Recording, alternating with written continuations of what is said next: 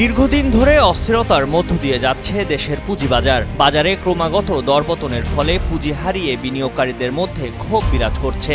রাজনৈতিক পট পরিবর্তনের পর পুঁজিবাজার সংশ্লিষ্টরা প্রত্যাশা করেছিলেন পুঁজিবাজার ঘুরে দাঁড়াবে, কিন্তু বাস্তবে তার প্রতিফলন মেলেনি। বিশেষজ্ঞরা বলছেন পুঁজিবাজারের দীর্ঘদিনের সংকট সমাধানে প্রয়োজন সমন্বিত, কার্যকরী ও যুগোপযোগী সংস্কার।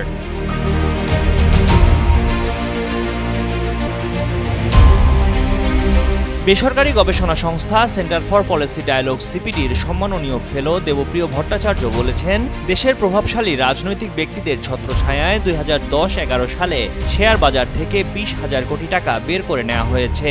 এর মধ্যে 15,000 কোটি টাকা বিদেশে পাচার করা হয়েছে।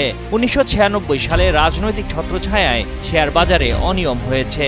হাজার হাজার মানুষকে পথে বসিয়ে দেওয়া হয়েছে সে সময়। এসব ঘটনার কোনো বিচার হয়নি। তিনি মনে করেন, পুঁজিবাজারে কারসাজির শাস্তি দেওয়া হয় না, এটাই হচ্ছে পুঁজিবাজারের মূল সমস্যা। DSE brokers association of Bangladesh আয়োজিত এক সংলাপে তিনি এসব কথা বলেন। ডিএসই কার্যালয়ে অনুষ্ঠিত বাংলাদেশের রাজনৈতিক আলোচনায় পুঁজিবাজার দর্শন ও অনুশীলন শীর্ষক এই সংলাপে তিনি মূল প্রবন্ধ উপস্থাপন করেন। টানা সপ্তমবারের মতো বেস্ট টিস্যু পেপার ব্র্যান্ড হিসেবে স্বীকৃতি পেয়েছে বসুন্ধরা টিস্যু। সিপিডির সম্মাননীয় ফেলো ডক্টর দেবপ্রিয় ভট্টাচার্য বলেছেন, পুঁজিবাজারে যারা কারসাজি করেছেন তারা রাজনৈতিক প্রভাব খাটিয়েছেন। এখন তাদের কেউ কেউ জেলে আছেন, তবে তারা জেলে গেছেন অন্য ঘটনায়। পুঁজিবাজারের অনিয়মের কারণে এদের বিরুদ্ধে কোনো ব্যবস্থা নেওয়া হয়নি।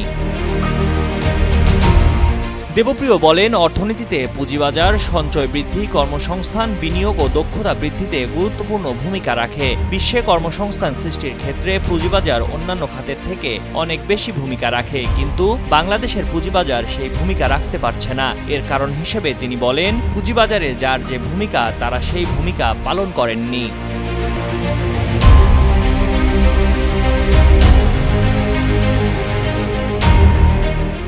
সিপিডির এ সম্মাননীয় ফেলো প্রশ্ন রাখেন, যেসব প্রতিষ্ঠান পুঁজিবাজার পরিচালনা বা নিয়ন্ত্রণের দায়িত্ব পালন করে তারা কি নিজের সুশাসন নিশ্চিত করতে পারছে। তিনি বলেন, শেয়ার বাজারে এই মুহূর্তে যে সমস্যা আছে সেটা বৃহত্তর কাঠামোতে আলোচনা না করলে হবে না।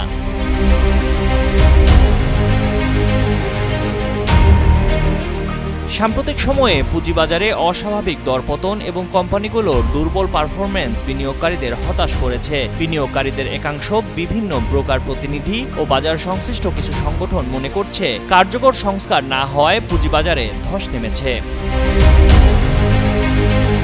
ময়ূখ ইসলাম, কালের কণ্ঠ।